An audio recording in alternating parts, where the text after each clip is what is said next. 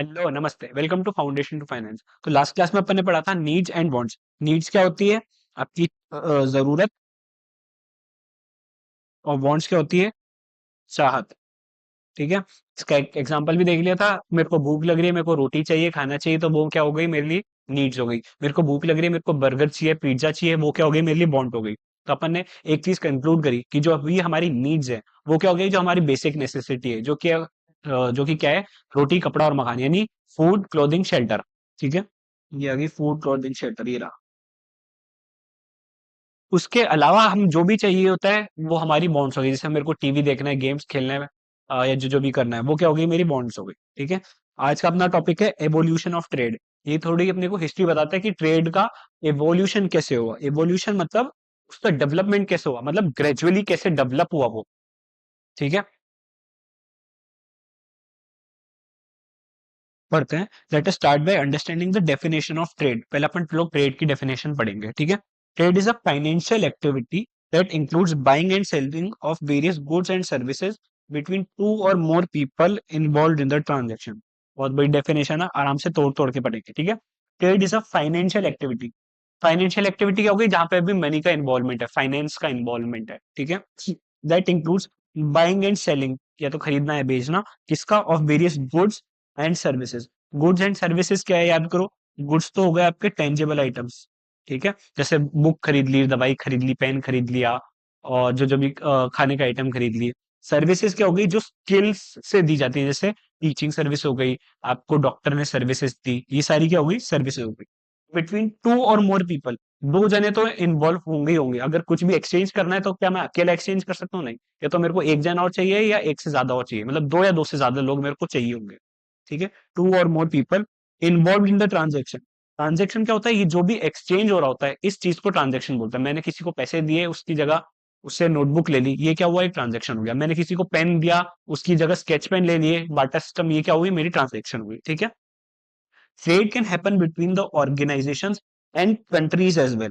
भाई ऑर्गेनाइजेशंस तो ट्रेड करती है, मतलब बिजनेसेस जो होते हैं वो तो आपस में ट्रेड करती है। कंट्रीज भी ट्रेड करती है, आपने सुनना होगा।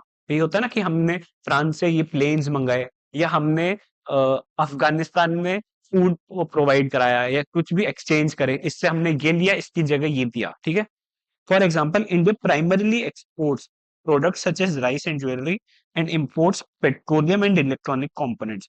अब यहाँ पे एक्सपोर्ट क्या है और इंपोर्ट क्या है? एक्सपोर्ट क्या हो गया? अपनी होम कंट्री से, होम कंट्री मतलब इंडिया से मैंने कोई भी सामान बाहर भेजा। जैसे हम लोग बोलते हैं ना, अपन ने क्या एक्सपोर्ट करा? Rice and jewellery. अपन लोग तो सोने की चिड़िया थे। ठीक है। तो हम लोगों ने ज्वेलरी बाहर एक्सपोर्ट की। अपन लोग फार्मिंग में इन्वॉल्व रहते, तो अपन लोगों ने राइस एक्सपोर्ट करे। और क्या इंपोर्ट कर दिया? पेट्रोलियम। पेट्रोलियम अपने इंडिया में नहीं बनता ना, अपन लोग बाहर से इंपोर्ट करते हैं। मतलब बाहर के गुड्स या सर्विसेज को अपने होम कंट्री में लेकर आए। ठीक है। वापस एक्सपोर्ट क्या हो गया? अपने गुड्स एंड सर्विस को बाहर की कंट्री में दिया। और इंपोर्ट क्या हो गया? बाहर के गुड्स एंड सर्विसेज को अपनी कंट्री में लेकर के आए। ठीक है। तो अपन क्या इंपोर्ट करते थे? पेट्रोल करते थे और इलेक्ट्रॉनिक प्रोडक्ट्स करते थे। ठीक है। आगे पढ़ते हैं। The evolution of trade across the world has been closely linked with the development of the money system। मतलब क्या हुआ? जैसे जैसे ट्रेड का डेवलपमेंट हुआ, वैसे वैसे ही मनी सिस्टम का डेवलपमेंट होता गया। ठीक है। कैसे देखते हैं एक बार। You would surprised to know that the trade across continents has been prevalent in our world even in ancient times। मतलब क्या हुआ? पहले भी ट्रेड होता था, जब पैसा नहीं था तब भी ट्रेड तो होता ही था। मतलब जरूरी था ट्रेड करना। ऐसा नहीं कि ठीक है तेरे पास जो है तू उससे कम चला ले, मेरे पास जो है मैं उससे कम चला लेता हूँ, ऐसा नहीं होता था। आपस में कंट्रीज कॉन्टिनेंट्स ट्रेड करती थी। While ancient trade was based on the barter system, there is also evidence of commodities being used in the form of livestock, salt, metal, rare stones, etc। ये क्या हुआ? भाई अपन ने देख लिया बार्टर सिस्टम के कुछ लिमिटेशंस थे, कि मेरे पास जो सामान है वो दूसरी पार्टी को नहीं चाहिए, जो दूसरे के पास सामान है वो मुझे नहीं चाहिए। तो हमने क्या करा? इस लिमिटेशन को दूर करने के लिए एक कमोडिटी बना ली कुछ। ठीक है। तो उसको अपन कमोडिटी मनी बोलते हैं। इसमें क्या हुआ? अपन ने कुछ गुड्स ऐसे जो कि 100% सब लोग काम में लेते हैं, उसको हमने एज कमोडिटी मनी यूज करने लगे, कि ये कमोडिटी को हम एज मनी कंसीडर कर लेंगे। मतलब क्या हुआ? जैसे सॉल्ट हो गया। ठीक है। अब तुम चाहे वेजिटेरियन हो, चाहे तुम नॉन वेजिटेरियन हो, वो तो चाहिए ही होगा, सॉल्ट तो सबको चाहिए होगा। तो सॉल्ट को क्या बना दिया उन्होंने? कमोडिटी मनी बना दिया। टी लीव्स को कमोडिटी मनी बना दिया। लाइव स्टॉक यानी ये जो अपने होते हैं ना गाय चराने, तो हर कंट्री को ये चाहिए होती थी, तो इसको उन्होंने कुछ चीजों को कमोडिटी मनी बना दिया कि इसके जगह पे हम कोई भी गुड्स ले सकते हैं। जैसे मेरे को शूज चाहिए थे, है ना, और मेरे पास थी लेट्स से बुक्स थी। अब उसको बुक्स नहीं चाहिए थे पर मेरे को शूज चाहिए थे। अब मैं चेंज नहीं कर पा रहा, तो मैंने क्या बोला, यार जो तुझे चाहिए मुझे भी नहीं पता तुझे क्या चाहिए, मेरे पास कुछ सॉल्ट है, सॉल्ट तो तेरे काम आएगा ही आएगा, तो मेरे को शूज दे दे और मेरे से सॉल्ट ले ले। तो हमने कमोडिटी मनी को यूज करके एक्सचेंज कर लिया। ठीक है। क्या क्या थे क्या बोलते हैं कमोडिटी मनी में, क्या क्या था, लाइफ स्टॉक हो गया, सॉल्ट हो गया, मेटल, मेटल यानी गोल्ड हो गया, सिल्वर और कॉपर वगैरह ये सब, रेयर स्टोन्स, कीमती पत्थर वगैरह, ठीक है, etcetera. Pottery traditions were popular in part of the world such as Japan, Korea, China, Mexico and many more. ठीक है, यहाँ पे पॉटरी का वो काम अच्छा था। The Han dynasty, which ruled China from 206 BC to 220 AD, opened up the Silk Road trading route between China and Central Asia।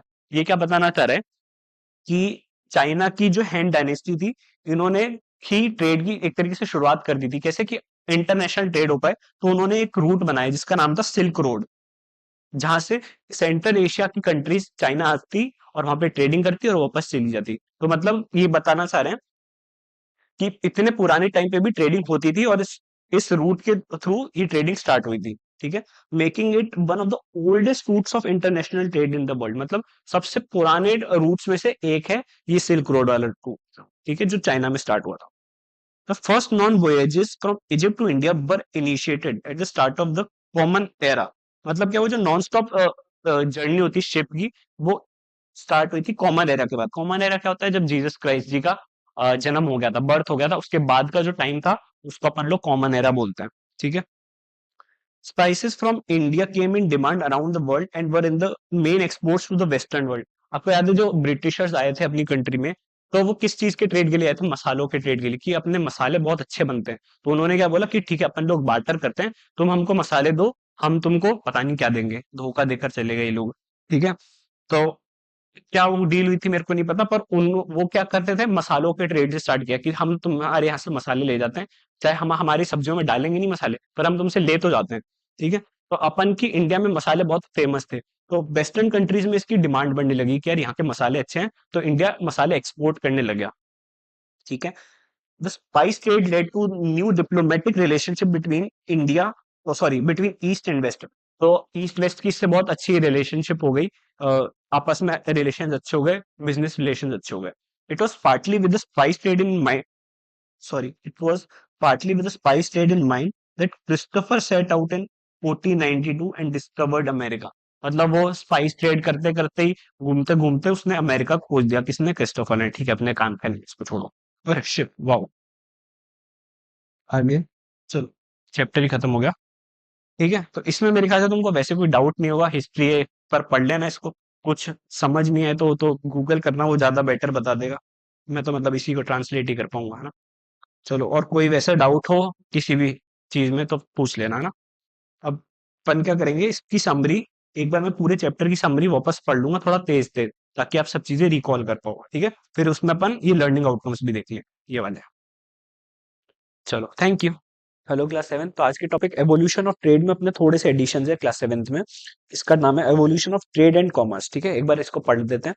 Before we understand trade and commerce evolution, it is vital to understand the difference between the two. मतलब trade और commerce में क्या difference है, trade तो आपने उसमें पढ़ लिया था, वापस देख लेंगे एक बार। As per the definition of trade, it is the fundamental economic activity involving buying and selling of goods and services. ठीक है, इकोनॉमिक एक्टिविटी यानी फाइनेंशियल एक्टिविटी जिसमें पैसों का लेन देन है, किसके, दो पार्टी के बीच में, बाइंग या सेलिंग, किसका, गुड्स या सर्विसेज का। ठीक है, for example you ask for a loaf of bread from the general store and in order to purchase it you give a certain amount of money to the shopkeeper. मतलब मैं गया bread लेने के लिए, मैंने उसको पैसे दिए, उससे ब्रेड ली, ये ट्रेड हो गया। ठीक है, this simple transaction is known as trade. Okay, अब कॉमर्स क्या होता है देखते हैं।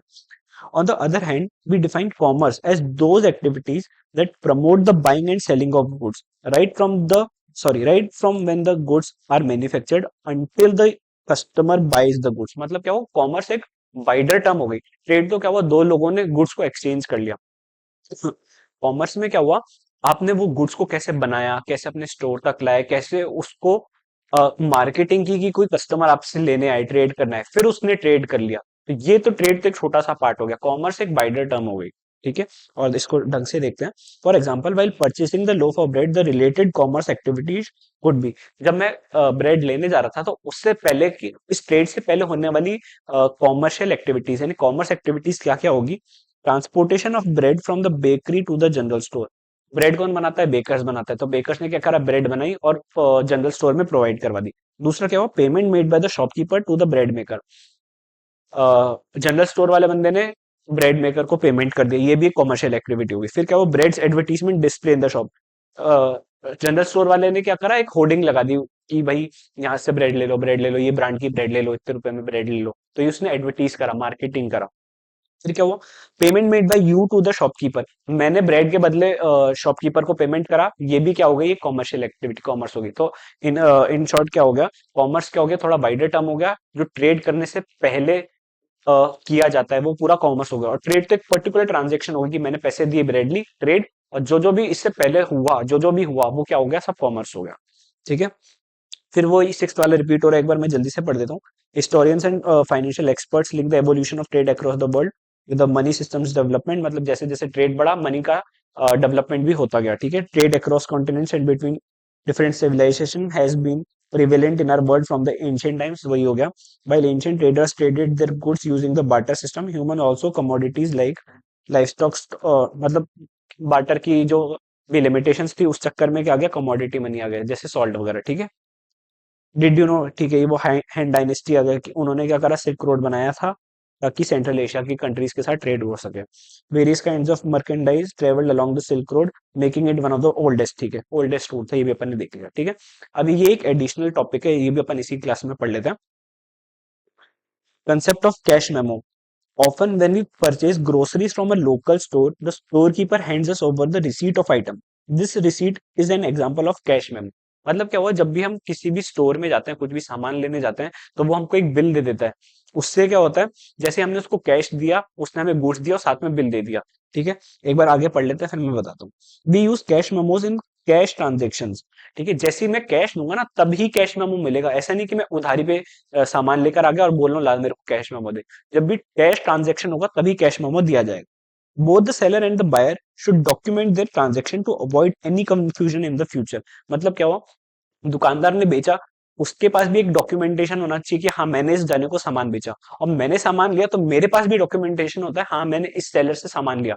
ठीक है, therefore cash memo acts as a proof of cashes in any business और ट्रांजेक्शन। मतलब ये एज अ प्रूफ काम करेगा कोई भी बिजनेस ट्रांजेक्शन के अंदर। अब देखो क्या हुआ, जैसे मान लो मैं कोई शॉपकीपर के पास गया और मैं उससे 2000 रुपीज का सामान लाया, जिसमें ABCDEF आइटम्स थे। ठीक है, ये सारे आइटम्स हो गए। ये मान लो 100 का, ये 100 का, ये 100 का, सॉरी इसको 200 का मान लो, इसको 300 का मान लो, इसको 400 का मान लो, इसको 500 का मान लो, इसको 600 का मान लो। जितने का भी सामान हो गया, इसका टोटल नहीं पता मेरे को। ठीक है, इतने का सामान मैं लेने चले गया। ठीक है, ले लिया मैंने। फिर मैंने देखा यार, ये जो सी वाला गुड्स था ना, ये तो थोड़ा सा खराब निकला। तो अब क्या हुआ? मैं सी गुड्स लेकर गया शॉपकीपर के पास। मैंने बोला भैया ये मैं आपके पास अभी लेने आया, लेकर गया था, ये थोड़ा सा डिफेक्टिव पीस है, तो आप या तो मेरे को चेंज कर दो, और आपके पास दूसरा पीस नहीं है तो आप मेरे को मनी रिफंड कर दो। ठीक है, अब शॉपकीपर बोलता है क्यों, आपका भाई मेरे पास। ठीक है, तो मैं दिखाऊंगा कि भैया ये देखो, ये कैश मेमो आपने दिया है, आपकी दुकान का है, मैंने आपको इतना कैश दिया है, आपसे ये सामान लिया है, तो ये सी आप ही की दुकान का सामान है, तो आपको वापस लेना पड़ेगा। अब दुकानदार के पास, हाँ, उसको वो सेटिस्फाई होगी कि हाँ भाई इसने मेरे से ही सामान लिया, तो चलो मैं इसको या तो चेंज करके देता हूँ या फिर इसका पैसा रिफंड कर देता हूँ। ठीक है, तो इसलिए क्या कैश मेमो दोनों के काम आ रहा है, शॉपकीपर को भी काम आ रहा है, इसके भी काम आ रहा है। ठीक है, चलो इस चैप्टर ओवर। कोई भी डाउट हो तो पूछ लेना। ठीक है, थैंक यू।